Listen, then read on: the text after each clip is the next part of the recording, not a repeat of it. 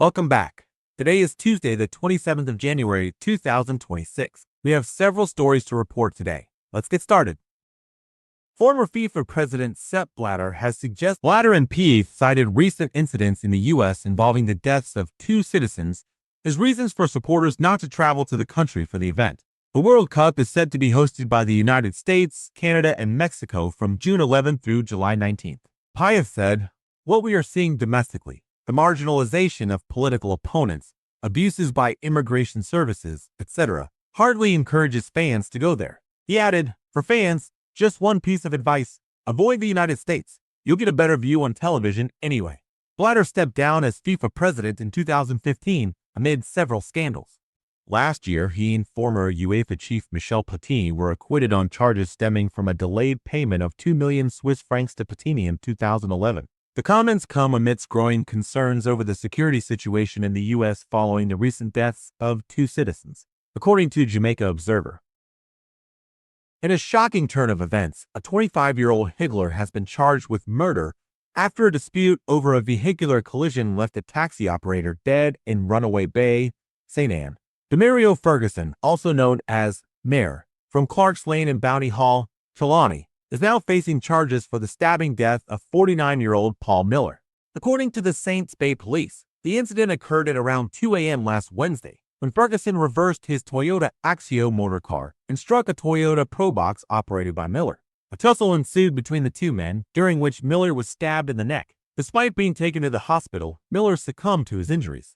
Police reported that Ferguson and three companions fled the scene, but were later intercepted after their vehicle crashed along the Runaway Bay main road. The men were transported to the hospital for treatment before being apprehended by officers. Following a thorough investigation and question-and-answer session, Ferguson was formally charged with murder. This case highlights the potential dangers of road rage incidents and the importance of de-escalating conflicts to prevent tragic outcomes. Representatives from multiple labor unions gathered outside the legislature Monday night as Governor Albert Bryan Jr. delivered his final State of the Territory address. The protesters cited years of unaddressed grievances, expired contracts, and unsafe working conditions as reasons for their demonstration.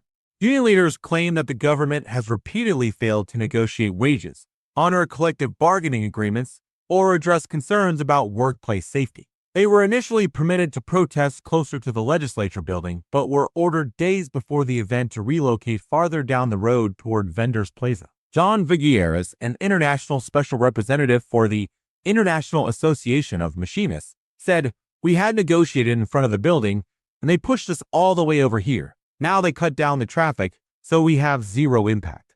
This is a way of silencing us." Figueres also claimed that police told union leaders the relocation was required by law, but that explanation was later disputed by lawmakers. Beyond the dispute over the protest site, union leaders said the demonstration reflected deeper, long-running tensions between workers and the government. Representatives from education, waste management, healthcare, and public service unions said the protest was driven by expired contracts, stalled negotiations, unsafe infrastructure, and what they described as the current administration's anti-labor stance. Several union officials said collective bargaining agreements have lapsed for years, preventing workers from receiving progression pay and leaving grievances and arbitration cases unresolved. Others cited unsafe or unhealthy working conditions, including mold in schools and government buildings, staffing shortages, and persistent backlogs at labor boards and arbitration panels. Union leaders said the government has repeatedly ignored agreements negotiated with workers, leaving employees without promised protections or pay increases.